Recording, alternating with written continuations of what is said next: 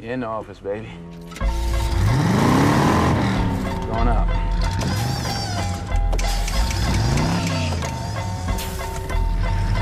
All right, ladies and gentlemen, welcome back to the Slice Fight Network. Today, we're here with Martin Francisco once again, and coming off a big win at TCB Fights Fall Brawl. How you doing, Martin? Excellent, man. How are you guys? Man, we're doing good. Good. So, man, we had a packed house here today. You brought your guys from Russellville. Yep. We had some guys from Muscle Shoals show up, Tupelo, Oxford. Man, we had a bunch of folks here. Packed house. Yeah. So what'd you think, man? You get some good rounds in? Excellent rounds. You know, sometimes you bite off more than you can chew, and you love it. But you know, it's part of the game. You know, you just gotta, keep eat the sandwich, man. Yeah, That's what it is. yeah, that's it, man. It's like, yeah, sometimes you're the hammer, sometimes you're the nail. It's all good. Ain't no problem. So man, what you got next, man? That was impressive win. Well, first off, let's recap. Let's recap that, because I'm telling you, that was my fight of the night. Well, not fight of the night. That was my performance of the night. Right. Because I expected him to be a little more like he was the first time I fought him. To be like just blitz forward, just volume. But this time he played kind of a weird Philly shell, which kind of threw me like for a loop. I said, well, is he baiting me to come in to hit me with that power right hand, either loop it over or hit that uppercut. Right. So I was kind of anticipating that. So I was like, okay, the more cautious and aware a guy is in front of me, that heightens my senses as well. So it makes me be a little bit more on my toes and more like, all right, let me feel this guy a little bit. I was trying to be a little more smart instead of just try to slug it out with him. But yeah, he came with the shoulder bumps. You saw that. You remember that? Yeah. The Philly shell. He was trying to be big on you. Yeah, I could hear his corner saying frame. But little did they know, that's where I thrive, is in the pocket. I want to be there, like Roberto Duran, like you saw how the uppercuts were, like our chests were pretty much glued together. But from there, I could still generate enough power to rip it. Oh, for sure, man. Yeah. And that was something that I called coming into this fight after watching you at the Boomville Beatdown, Right. And what happened there. Yeah. I was like, man, if Justin can't address that inside fighting, like, he's gonna be in for a world of trouble. And sure enough, he was. Yeah, man. Coming into that fight, it was weird because I was telling the guys earlier this week, every tournament or event I've competed at, whether it was street beefs or the beat down or at the ATS tournament, wherever, I've always was holding mitts for guys or getting them ready or warm, flowing with them or cornering someone. So I never really had a chance to settle into like, oh, I'm about to step into a fight.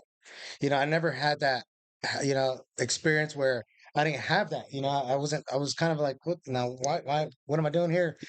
Now you got to figure out how to stay warm. Yeah. Right. And so I was trying to I just couldn't get into that flow state of mind. It wasn't to I remember coming into the event, walking, and before they played our music to step out, I felt like this overwhelming sense of sadness. It was almost a dread.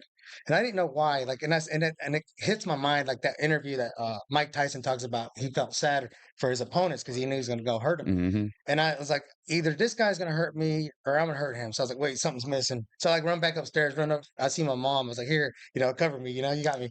She gives me a hug, and I look at her. She's crying. I was like, fuck, I'm not bringing you to another fight again. I can't deal with that right now. So I race back down there, and then I remember, walking down there, and I see Justin, and we just kind of make eye contact. I go fist bump him, the good luck. He's just kind of nods his head at me. And this guy is like 6 foot tall dude in some shower cap just comes in and he's like, hugs Justin. He's like, hey, knock his ass the fuck out. And I'm like, I know he ain't talking about me. I was like, right, let me get in here. And so I get in there, and then as I'm walking to the ring, I just feel more and more calm. I like, this is where I belong. This is where I'm at. And so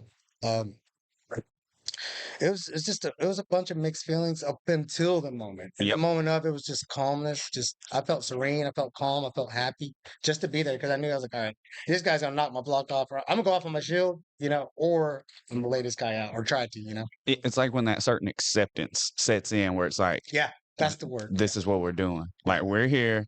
I'm already in the ring. Yeah. There ain't no turning around. Yeah. I can't run away. exactly. We got to handle this right here, right now. Yeah, I mean, I kind of did call him out, so it's like, well, you gotta, spit or swallow. For sure. Mhm. One question that I have is, every fight that I see from you, it's a dog fight. Like you coming in, you're going hard. Like you seem comfortable in the ring as well. So like, what are you doing at your gym to kind of set yourself up for the ring? Oh, well, for real, before like there was even a gym. Me and Lugo, like my neighbor here, we'd always would spar, just in the street. We'd spar for like 2 hours straight. Mhm. We'd take, water break here and there. And we'd do that every day for like about a year. And then we come across ATS, it opens up. And I was like, hey, they got a ring there. I was like, if I'm gonna, take fights later on, I gotta get comfortable off those ropes. Because, you can't just, be on the street and just get you're not gonna it's not the same thing. It's not wide open. Yeah, it's not the same thing. Right. So it's hardly the same thing. I said, we're doing a lot of outside fighting, blitzing in, but you're not corralling a guy into a corner or you yourself getting comfortable with the idea of getting corralled. And so early on in my training, I went from Philly shell on the outside to now we're transitioning into the ring and I'm pressuring fighting in.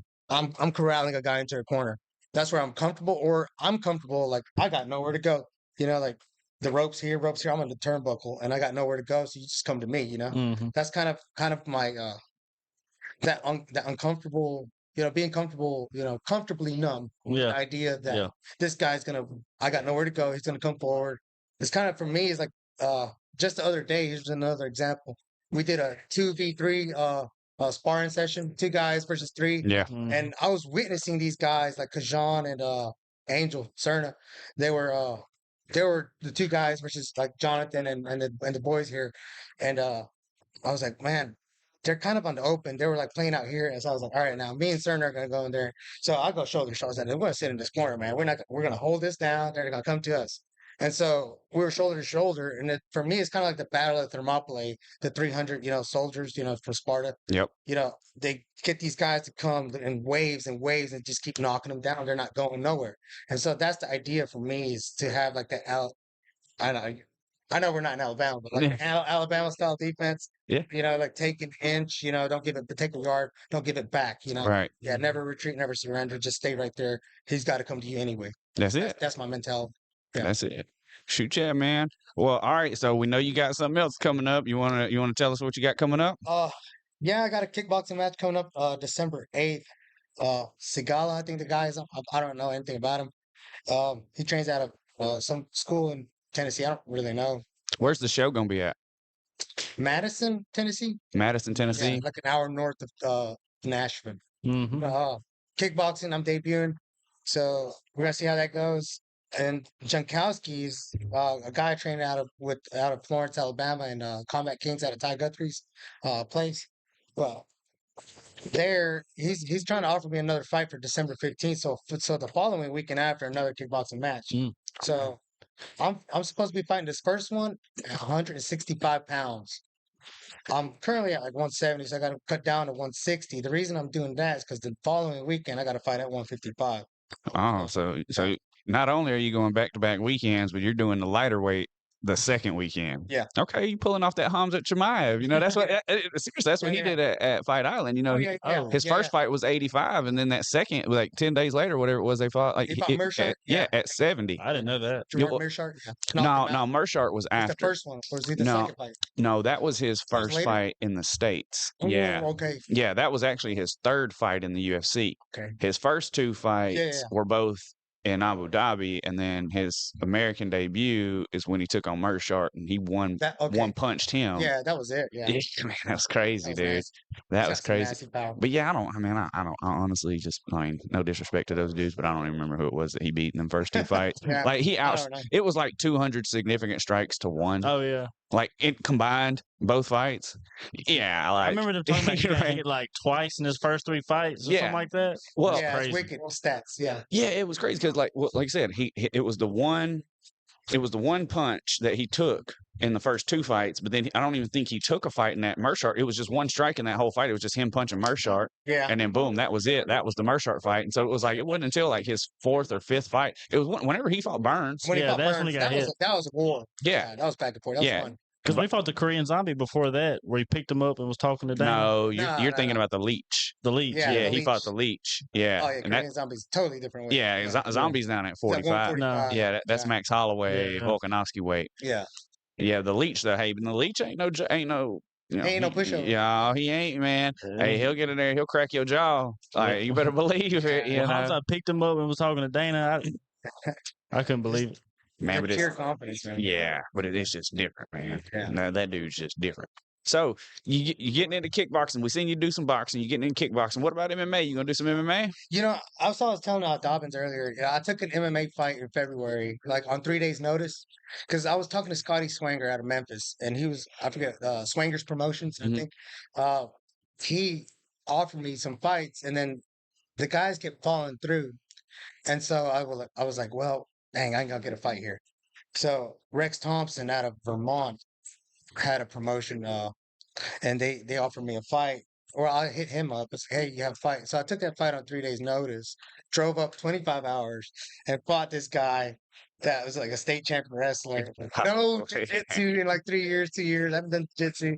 No kickboxing. I was like, man, I've just been boxing. Fuck it, I'll take this fight. Yeah, And so I was teeing off on the guy standing up. Like I was boxing his head off, and I was controlling like the in the pocket exchanges up until he started clinching, and he was throwing knees to like right on my liver. So like I bring that elbow down, like go ahead and eat those elbows. You hit my liver like that.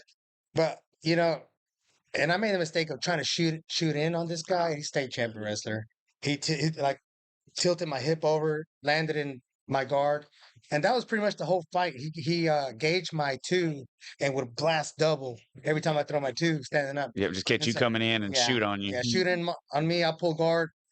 You know, he didn't let me really cut any angles, throw any arm bars, or like cut. You know, He just covered the hips. he just wrestled late on. Yeah.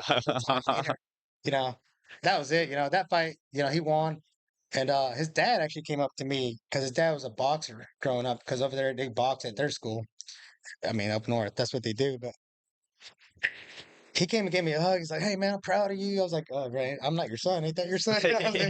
He's like, "Man, you were boxing. Like, you're back boxing your ass off." I was like, "Yeah, I like it." You know, so yeah, I will eventually take an MMA fight. But you know, right now I got to get some grappling in again. Yeah. Yeah. Like I'm a blue belt in jiu-jitsu, but I haven't done jiu-jitsu like in 3 years. Right. It's like I was telling Timothy or Jimbo that, and so Just knock the rust off. yeah, I need to knock the rust off, get back in there, grapple. You know, I'm gonna take some kickboxing matches. So my plan is to, you know, try to get like at least 10 boxing matches before the end of next year, and 10 kickboxing matches before the end of next year, and then maybe look to start turning pro in boxing, and then maybe go into MMA later. Shoot, yeah, down man. the road. Yeah. Sounds like you got a good plan for yourself, man. And man, I'm here for it. I'm looking forward to it. I cannot wait to watch it, bro. Man, all action. Martin, El Jaguar, Francisco. Appreciate your time, brother. At your service.